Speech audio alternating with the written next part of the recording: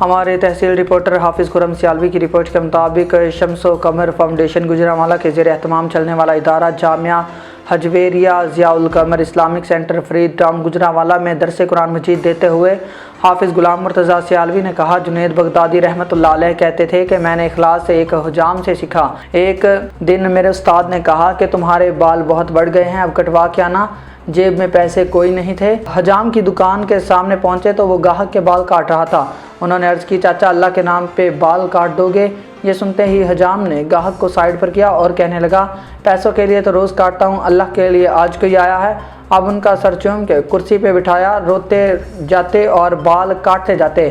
حضرت جنید بغدادی نے سوچا کہ زندگی میں جب کبھی پیسے ہوئے تو ان کو ضرور کچھ دوں گا۔ عرصہ گزر گیا، یہ بڑے صوفی بزرگ بن گئے۔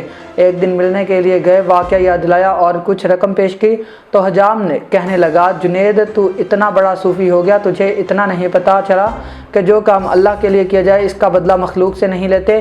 درس کے اختتام پر خصوصی دعا کروائی گئی کہ اللہ تعالیٰ ملک پاکستان کے دشمنوں کو نیست و نابود فرمائے اور پاک فوج کے جوانوں کو اپنے حفظ و امان میں رکھے۔ آمین ثم آمین۔